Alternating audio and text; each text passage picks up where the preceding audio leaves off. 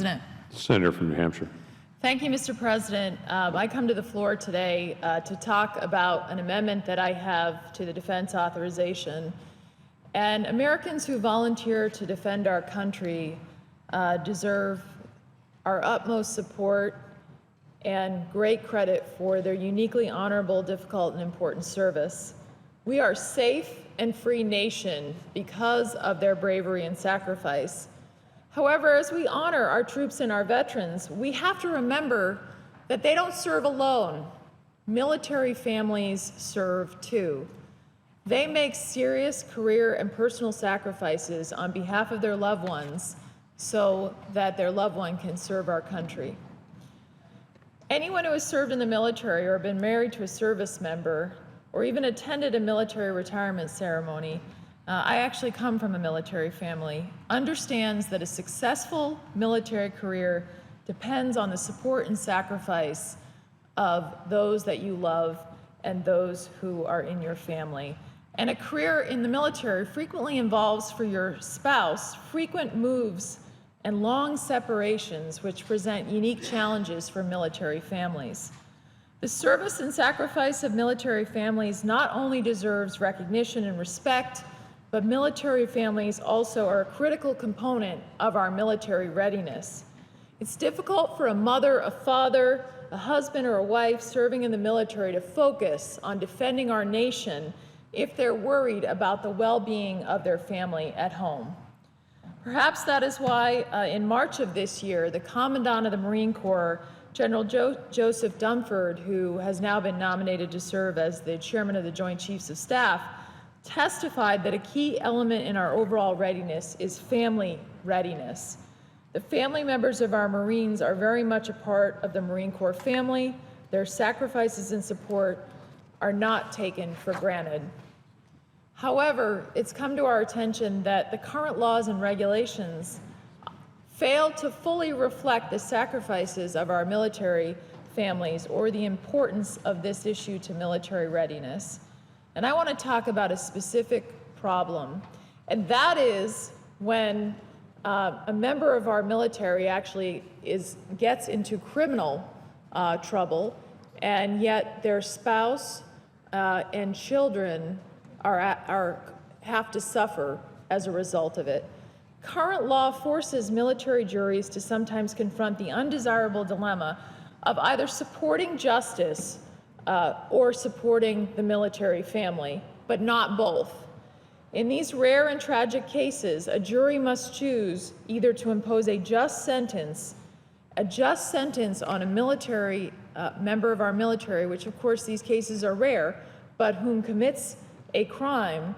But if the jury imposes a just sentence, this could cause the retirement benefits that the family of the military member are counting on to be taken away. And so it leads to this choice of either give a just sentence or a strong sentence and punish the family also, who is an innocent bystander in all of this, but not both. And when a jury chooses a just sentence, an innocent family can be left with nothing, and that's wrong. Knowing this, some family members choose not to report crime out of fear that coming forward will risk loss of benefits that a family member helped earn. For these reasons, I'm proud that the National Defense Authorization, as passed by the committee, does include an amendment that I introduced with Senator Gillibrand, which could make transitional benefits available to innocent military family members when their retirement-eligible service member forfeits those benefits due to a court-martial. I'm also pleased that the Defense Authorization contains a sense of Congress language that recognizes the valuable service of military families and emphasizes the view of the committee that military juries should not have to choose between a fair sentence and protecting military families. However, this doesn't go far enough. Our work isn't finished. We must do more to recognize the service of military families and to ensure a strong and fair military justice system. So I want to talk briefly about a case of Rebecca Sinclair. Rebecca was married to a career Army officer who served with distinction. She married him early in his career and supported him as he rose through the ranks to become a general. She served alongside of him for 27 years. He was at home for a total of 5 years between the years of 2001 and 2012.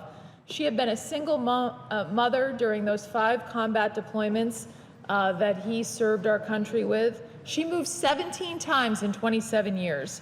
Her oldest son went to 6 schools by the time he was in 6th grade, and despite earning a bachelor's degree and a master's degree, Rebecca's career had been severely limited by the constant moves.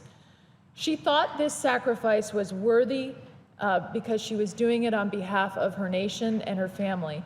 But unfortunately, and I'll tell you, because she wasn't able to achieve her full earning potential, she was counting on the pay, benefits, and retirement plan she helped her husband earn over 27 years.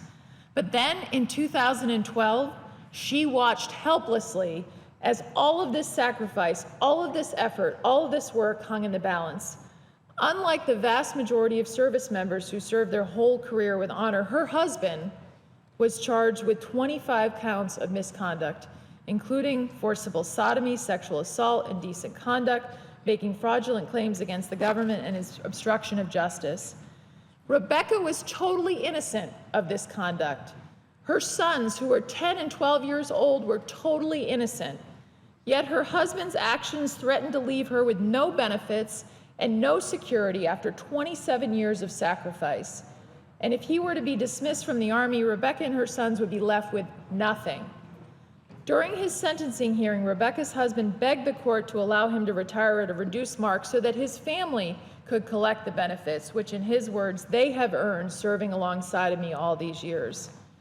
Rebecca also made a plea to the court for a sentence that would spare her family from being punished for her husband's actions. And I think Rebecca sums it up well in the piece she wrote for the Washington Post in 2012. For military wives, the options are bad and worse. Stay with an unfaithful husband and keep your family intact, or lose your husband, your family, and financial security that comes with a military salary, pension, health care, and housing. Because we move so often, spouses lose years of career advancement. Some of us spend every other year as single parents. We're vulnerable emotionally and financially, and many stay silent out of necessity, not natural passivity. It's time to fix these problems. Saying thank you to military families is not enough. We must ensure that our laws and regulations reflect our gratitude to military families and the importance of what they do. They serve our country too, and they have earned the benefits as well. It's not right for a military family to rely on his family to help earn retirement benefits and then have that individual commit misconduct, but the family is punished too. My amendment would fix this problem by recognizing that military families serve too, remove disincentives to report misconduct, and put the sentencing process back in balance. Juries can choose a punishment to fit the crime without worry that an innocent family member will suffer as a result. And my amendment has been endorsed by 10 veteran service organizations, and I urge my colleagues to support this important amendment that allows the military justice system to function properly, but also make sure that innocent family members do not suffer and that their service is recognized as well. Thank you, Mr. President. I yield the floor.